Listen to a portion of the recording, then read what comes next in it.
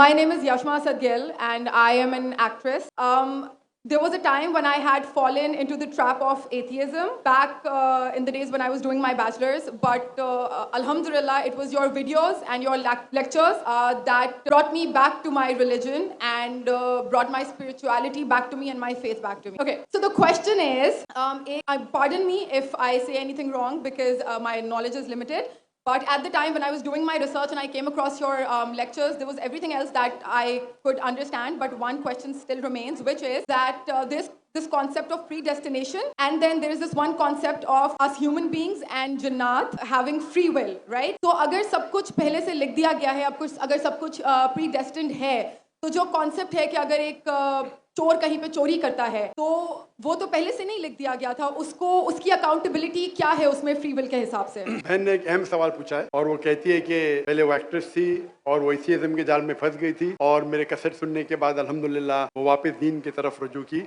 और अल्लाह सुब्हानहू व तआला ने हिदायत दी।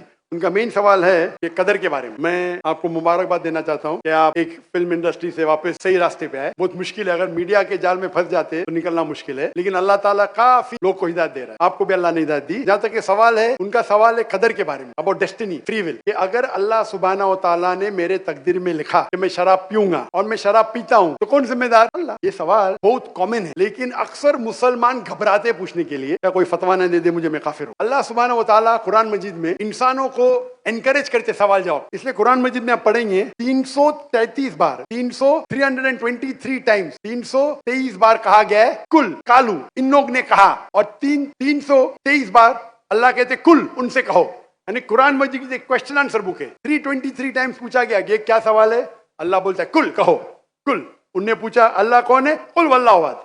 तो ये कुल जो है सवाल करना कोई बुरी बात नहीं, लेकिन ये सवाल बहुत कॉमन है कि हम तकदीर में मानते हैं, ये हमारा ईमान है। तो अल्लाह ताला अगर तकदीर में लिखा कि मैं मर्डर करूंगा, मैं किसका कत्ल करूंगा और मैं कत्ल करता हूं, तो कौन जिम्मेदार? अल्लाह।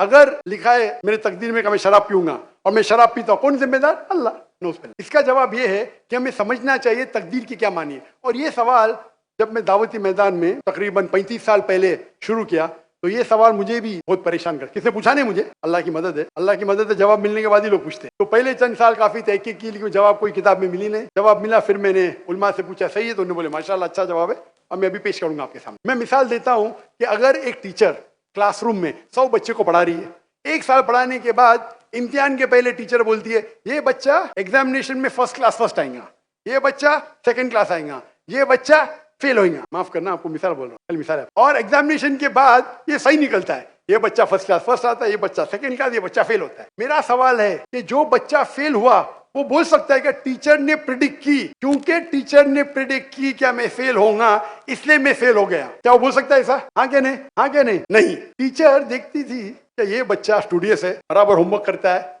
ज़हीन है, ये बच्चा एवरेज है, ये बच्चा हॉकी खेलता था, क्लास में भी नहीं आता था, पिक्चर देखता था, तो टीचर ने देख के प्रिडिक्ट की। और टीचर अक्सर सही होती है, लेकिन इंसान है, गलती भी हो सकती। इसी तरीके से अल्लाह सुब्हानहू व तआला एक इंसान नहीं है, अल्लाह के पास इल्मे गैब है, अल्लाह को पहले ही पता है आप क्या डिसीजन लेने वाले हैं। मिसाल के तौर पे एक शख्स आता है चौराहे पे, वो 4 में से एक सड़क को चुन सकता है, नंबर 1 सड़क, नंबर 2 सड़क, नंबर 3, नंबर 4।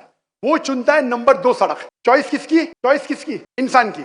हाँ क्या नहीं? हाँ क्या नहीं? लेकिन अल्लाह सुब्हानहू व तआला को इल्मे गैब है कि 5 तारीख को अक्टूबर के रात को 1 बजे, 1:15 बजे ये चौराहे पे आएगा, उसके पास 4 चॉइस थे, सड़क नंबर 1, सड़क नंबर 2, सड़क नंबर 3, सड़क नंबर 4। अल्लाह ताला जानते कि ये सड़क नंबर 2 चुनेगा, तो अल्लाह ताला लिख देते तकदीर में पहले ही कि ये इंसान 5 अक्टूबर की रात को 1 बजे, 1:15 बजे सड़क नंबर 2 पे चुनेगा। तो सड़क नंबर 2 किसने चुना? अल्लाह ने या क्या इंसान ने? अल्लाह ने चुना या इंसान ने चुना? इंसान ने चुना। तो कौन जिम्मेदार, अल्लाह या इंसान? अल्लाह या इंसान? इंसान। वो आगे जाता है और 3 सड़क आते, सड़क ए, सड़क बी, सड़क सी। वो चुनता है सड़क ए, अल्लाह ताला जानता है कि वो सड़क ए चुनेगा, लिख देता है। कौन जिम्मेदार? इंसान। अल्लाह जानते हैं कि ग्रेजुएशन पास करने के बाद वो इंसान ईमानदारी से कमा सकता है या चीटिंग करके कमा सकता है, वो चीटिंग करके कमाता है, अल्लाह ताला लिख देते कि ग्रेजुएशन के बाद ये इंसान को ऑप्शन नंबर था ईमानदारी से कमाए, चीटिंग करके कमाए, वो चीटिंग करके कमाएगा, एडवांस में लिखते। तो इससे हमें जाहिर होता है कि चुन रहा है कौन? इंसान। लेकिन अल्लाह ताला के पास इल्म गैब है, तो अल्लाह ताला इसीलिए लिख रहे हैं क्योंकि वो जानते हैं कि वो इंसान ये गलत काम करेंगे। ये नहीं कि अल्लाह लिखते हैं और वो इंसान गलत काम करता है, क्योंकि वो इंसान गलत काम करने वाला है, अल्लाह जानते हैं, अल्लाह एडवांस में लिखते। तो कौन जिम्मेदार? इंसान। तो अल्लाह के पास इल्म गैब है और अल्लाह सुब्हानहू व तआला कभी गलती नहीं करते। अल्लाह ने आपको इख्तियार दिया कि आप चोरी करके जिंदगी बसर कर सकते या ईमानदारी से। आप ईमानदारी से करते, अल्लाह ताला लिख देते क्या ये इंसान ईमानदारी से जिंदगी बसर करेगा। तो कौन जिम्मेदार? इंसान। एक हदीस में आता है कि दुआ तकदीर को बदल सकती है। सही बात है। मिसाल के तौर पे आप जाते हैं एग्जामिनेशन में, आपको पेपर आपका बहुत खराब जाता है, आप जानते हैं मैं फेल होने वाली हूं, आप घर पे आके दुआ करते हैं या अल्लाह मुझे पास कर। अल्लाह सुब्हानहू व तआला को पता है कि आप एग्जामिनेशन में जाने वाले ये तारीख को आप फेल होंगे। अल्लाह को ये भी पता है कि आप घर पे आके दुआ करेंगे, हाँ कि नहीं? अल्लाह को ये भी पता है कि अल्लाह दुआ कबूल करेंगे कि नहीं। अल्लाह दुआ कबूल कर लेता है। तो तकदीर में लिखा है ये लड़की एग्जामिनेशन में जाती है, फेल होने वाली थी, घर पे आके दुआ करती है, अल्लाह ताला दुआ कबूल कर लेता है, उसे पास कर लेता है। तो हमें पता नहीं कि क्या होगा, तो दुआ करना अच्छी बात है। इसीलिए अल्लामा इकबाल फरमाते खुदी को कर इतना बुलंद कि हर तकदीर के पहले खुदा बंदे से खुद पूछे तेरी रजा क्या है। तो तकदीर का मतलब अल्लाह सुब्हानहू व तआला ने आपको इख्तियार दिया है। 100% नहीं, 95%, 90। मैं चाहता हूं मैं दुनिया को तबाह कर दूं, अल्लाह ताला नहीं करेगा। लेकिन अल्लाह आपकी चॉइस आपके ऊपर छोड़ा है। आपको हिदायत दी कुरान में और हदीस में, आप फॉलो करो नहीं करो आपके ऊपर है, आपके ऊपर फ्री विल है। लेकिन अगर आप कोई गलती करते आप जिम्मेदार, आप कोई अच्छाई करते आप जिम्मेदार। तो इसीलिए तकदीर के बारे में अल्लाह को इल्म गैब है। तो जो भी गलत काम करते हैं आप करते हैं, अल्लाह ताला आपसे नहीं करवाता। तो ये अगर आप समझ लेंगे तो इंशाअल्लाह आप कुरान मजीद की जो तालीमात पे अमल करेंगे और इंशाअल्लाह आप जन्नत में जाएंगे। मेरा सवाल ये है कि रमज़ान की रातों में मुसलमानों का ईमानी लेवल थोड़ा ज़्यादा होता है। जिस तरह डॉक्टर इसार अहमद साहब ने काम को जारी रखा था कि मुसलमानों को कुरान से जोड़ने के लिए, तो मेरा ताल्लुक़ वैसे अहले हदीस से है, मकतब अहले हदीस से अल्हम्दुलिल्लाह। तो अब मैंने जो विज़िट करा है और जो मेरा ताल्लुक़ भी रहता है इस हवाले से कि कुरान से जोड़ने के हवाले से मेरी मुलाकातें भी होती रहती हैं उनसे। तो अब इस तरह जिससे ज़्यादा से ज़्यादा हमें रमज़ान की रातों में जुड़ना चाहिए, जिस तरह तंजीम इस्लामी एक काम कर रही है माशाल्लाह रमज़ान की रातों में। तो तमाम मकातब फ़िक्र को कम से कम रमज़ानुल मुबारक में मुख्तसर सी तशरीह जिस तरह डॉक्टर इस्लाम ने शुरू करा था। सवाल पूछिए, आपका सवाल क्या है? मेरा सवाल ये है कि लोग ज़्यादा से ज़्यादा तिलावत की तरफ ही जाते रहते हैं, तो किस तरह हम कैसे जोड़ सकते हैं मुसलमानों को? हम एक दाई भी बनना चाहते हैं और हमारे लिए कोई आसान सी रहनुमाई फरमा दें जिस तरह हम फील्ड में भी काम कर सकें और मदारिस में भी काम कर सकें। जज़ाकल्लाह खैर। भाई साहब ने कहा कि किस तरीके से हम मुसलमान को कुरान से जोड़ सके रमज़ान में तिलावत। मैं तो करता हूँ हर रोज़ करना चाहिए। क्यों? रमज़ान में ये ईमानी लेवल थोड़ा ज़्यादा होता है तो थोड़ा टाइम मिल जाता है तरावी के बाद। हम तो ईमान लेवल कम है उस टाइम जोड़ना चाहते हैं। जब ईमान लेवल कम में जोड़ेंगे तो ईमान लेवल हाई में जोड़ने की जरूरत ही नहीं, ऑलरेडी जुड़े रहिए। आपका करने का तरीका मेरा अलग है। भाई साहब आप जरा इधर आए ना। हाँ, आप पीछे यहाँ पीछे भाग रहे, माइक के पीछे, यहाँ भी आप इसके पीछे भाग रहे। आप अहले हदीस से जुड़े, तंजीम इस्लामी से जुड़े, खुद्दमुल कुरान से जुड़े, मैं भी सारे उधर से जुड़ा हूँ। डॉक्टर इसा साहब का मैं भी फ़ैन हूँ माशाल्लाह, डॉक्टर इसा अहमद का फ़ैन हूँ, देवबंद का फ़ैन हूँ माशाल्लाह, नो प्रॉब्लम अहले हदीस से। लेकिन कॉल इन में मुस्लिम, मैं आपको मुस्लिम कहता हूँ, मैं कुरान से जुड़ा हूँ। आप समझे ना? तो जो आपकी अल्लाह ने जो आपको सहूलियत दी है, एबिलिटी उससे करो। और अगर अल्लाह ने आपको एबिलिटी दी रोज जोड़ सकते लोग को, तो रमजान के लिए क्यों रुक रहे? बाकी टाइम पे क्या करेंगे? मच्छर मारेंगे? रोज भी जोड़ते हैं वैसे, रोजाना हमारी क्लास बोलो कि हर रोज जोड़ने की कोशिश करो। तो ये सवाल कि रमजान में करना सिर्फ ठीक है, अगर आपका कम लेवल है तो रमजान में तो जोड़ो, नो प्रॉब्लम। तो कौन आपको रोक रहा है? असल में बहुत सारी मदारिस में, मस्जिदों में ये काम होता नहीं है। अगर वो शुरू भी करते हैं तो ज़्यादा से ज़्यादा 15 मिनट देते हैं और खुलासे का नाम देते हैं। 15 मिनट में एक आयत की तफसीर भी तकरीबन सही से नहीं हो सकेगी। तो क्या होता है?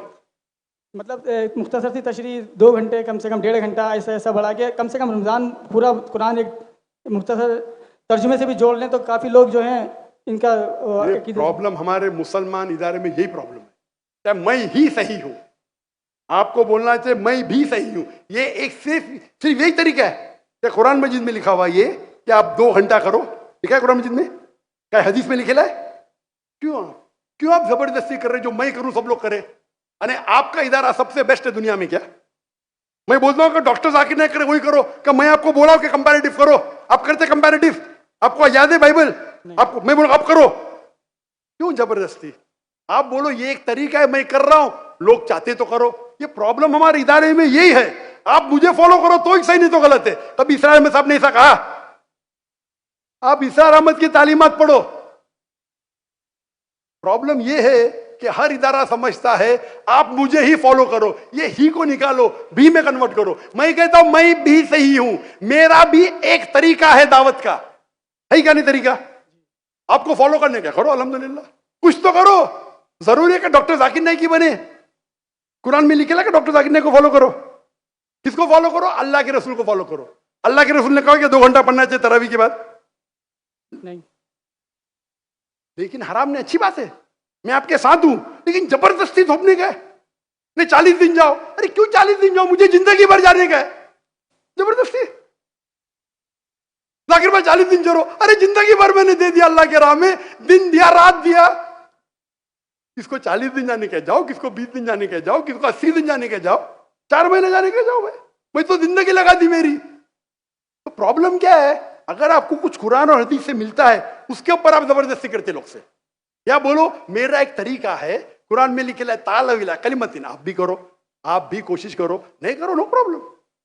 अगर मैं तकरीर में बोलूं भाई डॉक्टर जाकिर नाइक जैसे, आप अगर मैं तकरीर में आते ना भाई, आपको बाइबल कोट करने पड़ेगा 10, नहीं तो एंट्री नहीं। अल्हम्दुलिल्लाह मेरे तकरीर सुन के बहुत से मुसलमान बाइबल कोट करते, पता आपको? आप नहीं करते, अफसोस की बात है। फिर भी मैं आपसे मोहब्बत करता हूं, जज़ाकल्लाह खैर। फिर भी मोहब्बत करता हूं। जी आप, मैं भी आपसे बहुत मोहब्बत करता हूँ। प्रॉब्लम क्या है? आप ऊंचे उलमा को सुनेंगे, डॉक्टर इसरार अहमद को सुनेंगे, उनकी माशाल्लाह वो मेरे घर में मेहमान थे 2004 में तकरीबन, सन बराबर बताने। मैं बहुत मुतासिर हूं उनसे। हमारे कुछ साथी उनसे नाराज थे। मैंने क्या नाराज है भाई, क्या गलत बोल रहे हो? खाली मेरे इदारे से नहीं मतलब क्या गलत? मैंने साथ दिया उनका, बुलाया उनको, और मैं जानता था वो हनफी है।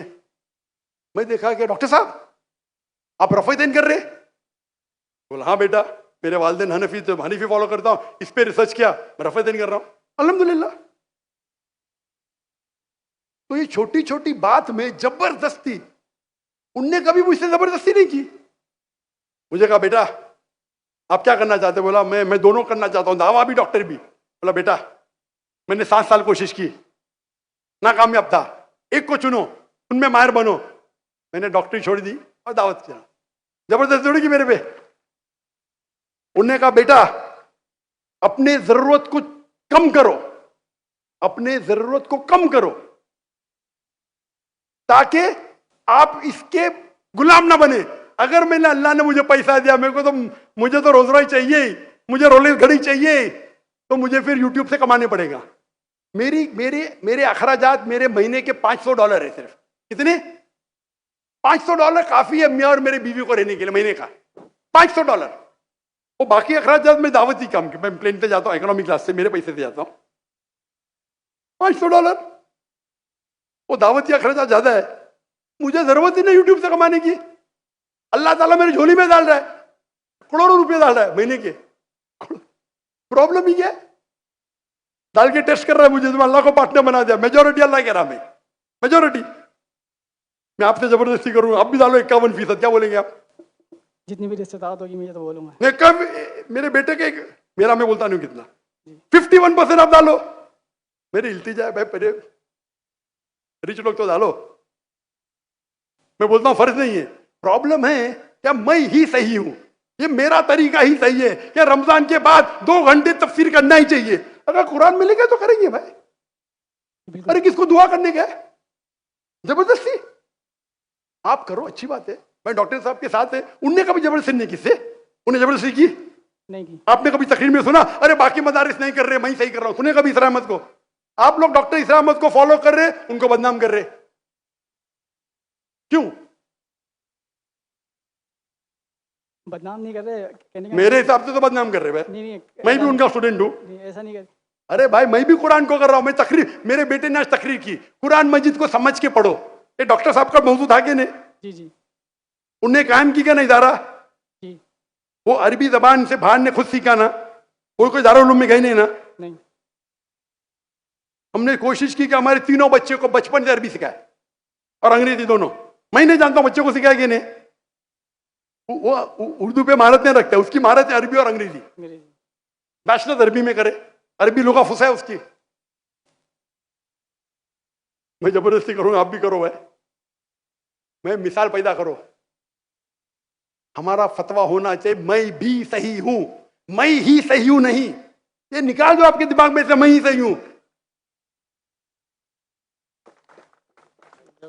जज़ाकल्लाह खैरन सर। हमारा जिंदगी का मकसद होना चाहिए अल्लाह के रसूल, इदारे की तरफ नहीं।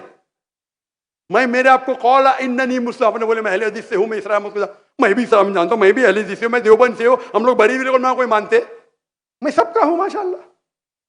लकब से मुसलमान हूं, मोहब्बत सबसे करता हूं, सारे उलमा से मोहब्बत करता हूं। अगर अल्लाह और अल्लाह के रसूल के राह में देते इख्तिलाफ भी होगा फिर भी मोहब्बत करता हूं। फिर कुरान की आयत है कि मैं ही से यूं ऐसा ही करो, क्यों ऐसा? ये पाकिस्तान में बहुत है, हिंदुस्तान में भी है, पाकिस्तान में ज्यादा है।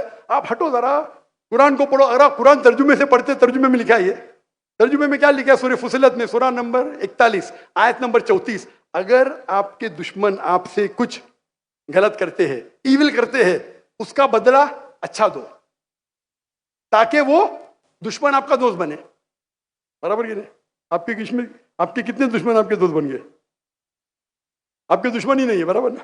नहीं है, काफी दुश्मन है। इंशाअल्लाह अल्लाह से दुआ करते हैं हम सबको हिदायत दे और हम अल्लाह की किताब पे अमल करें, अल्लाह के रसूल की हदीस पे अमल करें और इंशाअल्लाह अल्लाह हम सबको इंशाअल्लाह जन्नत में खाए। मेरी दोस्त हैं जिनको मैंने तबलीग की कि इस्लाम में दाखिल हो जाओ, तो वो बोलती हैं आपके जाकिर नाइक साहब मेरा एक सवाल का जवाब दे दे तो मैं मुसलमान हो जाऊंगी कि ये रामायण और गीता में जो लिखा हुआ है कि आखिरी रसूल पाक जो आखिरी उतार है तो हमारी किताब सच्ची है और इससे हवाला क्यों देते हैं वो? अगर बाइबल से दें 4 किताबें इलामी हैं और मैंने स्टडी किया तौरात ज़बूर। बस सवाल खत्म हो गया, जवाब सुनेंगे कि नहीं? जवाब भी आपको देने का? जी जी जी। अब सवाल छोटा सा, इतने छोटे सवाल के लिए आप 10 सेंटेंस आगे 10 सेंटेंस पीछे, लोग को सवाल ही घूम जाता है। सवाल छोटा सा। मेरी हिंदू दोस्त कहती है, हिंदू सहेली कहती है कि जाकिर नाइक कहते हैं हिंदू किताब में अल्लाह के रसूल मोहम्मद सल्लल्लाहु अलैहि वसल्लम का जिक्र है तो मेरी किताब सही है। बराबर ना? मैटर खत्म। अभी जवाब देता हूं मैं। अगर कोई हिंदू कहता है कि अगर मेरी हिंदू किताब में मोहम्मद सल्लल्लाहु अलैहि वसल्लम का जिक्र है और मेरी हिंदू किताब सही है तो आपको कहना चाहिए आपकी किताब इस पोर्शन जिसमें लिखा है कि मोहम्मद सल्लल्लाहु अलैहि वसल्लम आखिरी पैगंबर, वो 100% सही है। एक मैथमेटिक्स की किताब में 4 इक्वेशन है, एक में लिखा है 2 जमा 2 4, दूसरे जगह लिखेला 3 जमा 3 6, तीसरे जगह लिखेला है 4 जमा 4 10। तो क्या तीनों चीज सही है? 2 चीज सही है, 1 चीज गलत है। बराबर? हाँ कि नहीं? पहले 2 चीज सही है, 2 जमा 2 4, 3 जमा 3 6, 4 जमा 4 10 नहीं होता है, 8 होता है। अगर एक चीज सही है, जरूरी नहीं सब चीज सही है। उनको बोलिए जो चीज सही है हमको चेक करना पड़ेगा। कुरान की मानी है फुरकान, क्राइटेरिया टू जज राइट फ्रॉम रॉन्ग। कुरान से जो मिलता है हम उसे मानते, कुरान से जो नहीं मिलता है नहीं मानते। आपके भगवत गीता, आपके वेदा में लिखा है आखिरी पैगंबर मोहम्मद सल्लल्लाहु अलैहि वसल्लम में बिल्कुल सही है, बिल्कुल सही है। लेकिन आपकी किताब में गलत चीज भी लिखी हुई है। आपके किताब में जो लिखा है बुत परस्ती गलत है, वो सही है। आपके किताब में लिखा है कि शराब पियो, वो गलत है। तो एक चीज सही होने का मतलब नहीं पूरी किताब सही है। हमारी पूरी किताब 100% कुरान सही है। आपकी किताब में मिक्सचर है, सही भी गलत। मिसाल के तौर पे मैं आपको एक ग्लास ऑफ पानी लेता हूं, उसमें 2 बूंद गटर का पानी डालता हूं आपके सामने, आप वो पानी को पीएंगे? क्यों? 2 बूंद, नॉट इवन 1%, 2 बूंद क्यों नहीं पीएंगे? क्यों नहीं पीएंगे? क्योंकि मिलावट है। तो अल्लाह की किताब जो वाहिद किताब है अल्लाह ताला फरमाते सूरह राद में सूरह नंबर 3 आयत नंबर 38 में अल्लाह ताला फरमाते वकुल्ली नजलिन किताब, हर दौर में हम किताब नाजिल करेंगे। 4 किताब का जिक्र है कुरान मजीद में, तौरात, ज़बूर, इंजील और कुरान। लेकिन अल्लाह ताला ने कई और किताब नाजिल की। मिसाल के तौर पे सूफ़े इब्राहिम, कई किताबें नाम से हम नहीं जानते, लेकिन सारे किताब उस वक्त के लिए थे, उस दौर के लिए थे। और अल्लाह ताला क्योंकि वो किताब क़यामत तक सही नहीं रहेंगी, अल्लाह ताला ने वादा नहीं किया कि उसे हम महफूज रखेंगे। जहाँ कुरान मजीद का सवाल है, अल्लाह ताला फरमाते सूरह हिजर में सूरह नंबर 15 आयत नंबर 9 में, हमने कुरान मजीद नाजिल किया, हम उसकी हिफाजत करेंगे। तो ये किताब में कोई गलती नहीं, 100% प्योर है। आपकी सहेली को कहो ये 100% की किताब की तरफ आओ जो सही है, और इंशाअल्लाह आपको निजात मिलेंगी। जी खुशामदीद दोस्तों, उम्मीद करता हूँ वीडियो आपने पूरी देखी होगी और आपको पसंद भी आई होगी।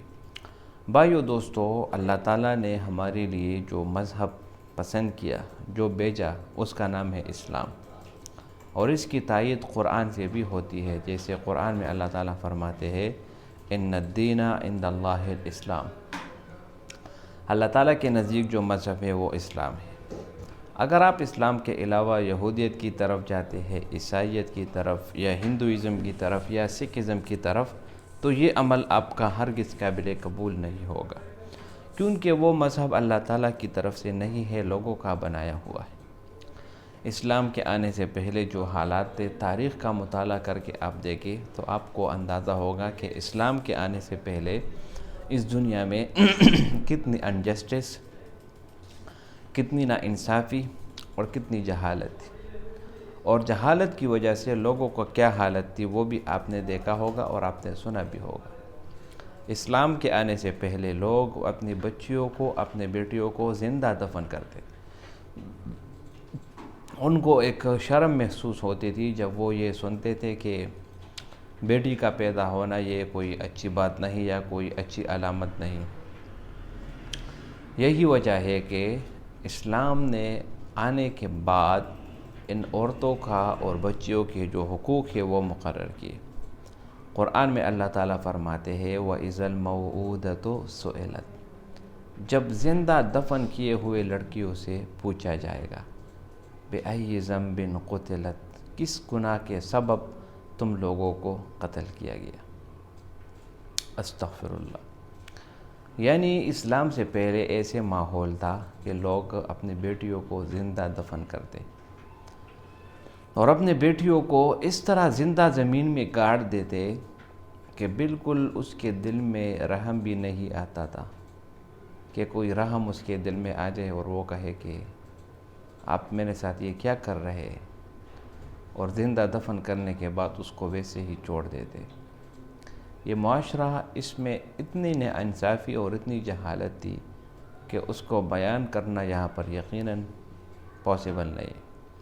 तो अल्लाह ताला फरमाते हैं व इज़ल मऊऊदतु सुइलत बिअय्यि ज़ंबिन क़ुतिलत, जब इन बेगुनाह ज़िंदा दफन किए हुए लड़कियों से क़यामत के दिन पूछा जाएगा कि किस गुनाह की सबब से आपको कत्ल किया गया। तो इस्लाम इंसाफ़ करेगा, और इस्लाम जिस तरह इंसाफ़ करेगा ऐसा इंसाफ़ आपको किसी मज़हब में नहीं मिलेगा। अल्लाह ताला का तराजू क़यामत के दिन लगेगा और इसमें बराबर बराबर हिसाब होगा। जिसने जितना जुल्म किया उस जुल्म का बदला उनसे लिया जाएगा। बेइंसाफ़ी कभी भी नहीं होगी। इन्नल्लाह सरीउल हिसाब। और इसी तरह दूसरी जगह अल्लाह ताला फरमाते हैं इन्न बत्शा रब्बिका लशदीद इन्नहु हुवा युब्दिउ व युईद। तो इंसान को हरगिज़ ये चीज़ नहीं बोलनी चाहिए। तो भाइयों दोस्तों, जब अल्लाह ताला ने मुसलमानों का ख़ूबसूरत मज़हब इस्लाम नाजिल किया और इस्लाम के आने से अल्लाह ताला ने जो चीज़ें इंसान के लिए आसान फरमा दी और इंसान को सहूलत दी, तो अब इंसान को चाहिए कि वो इनसे फ़ायदा उठाए। ये वीडियो आपने देखा जिसमें जो पाकिस्तानी एक्ट्रेस वो बहुत ही दलेरी से सवाल करती है कि मैं जो है ना एथीज़म की तरफ बढ़ चुकी थी और मैं ये कर रही थी। इतनी फ़ख्र से ये बोल रही है इतना ये नहीं सोचती कि मैं जो कर रही थी क्या वो काम ठीक था या गलत था। तो भाइयों दोस्तों, इस्लाम ऐसा मज़हब है जो आपको अल्लाह और उसके रसूल की रास्ता दिखाता है। और ये सवाल तकदीर के मुतालिक था, तो तकदीर के मुतालिक इस पे हमारा ईमान है। अगर हमारे साथ कुछ अच्छा होता हो या कुछ बुरा होता हो तो ये सब अल्लाह की तरफ से है। वल्क़द्र खैरिही व शर्रिही मिनल्लाहि ताला। तो डॉक्टर ज़ाकिर नाइक ने बहुत बेहतरीन तरीके से जवाब दिया। उम्मीद करता हूँ ये वीडियो आपको पसंद आई होगी। अगर वीडियो आपको पसंद आए तो इस चैनल को सब्सक्राइब करें। बहुत शुक्रिया।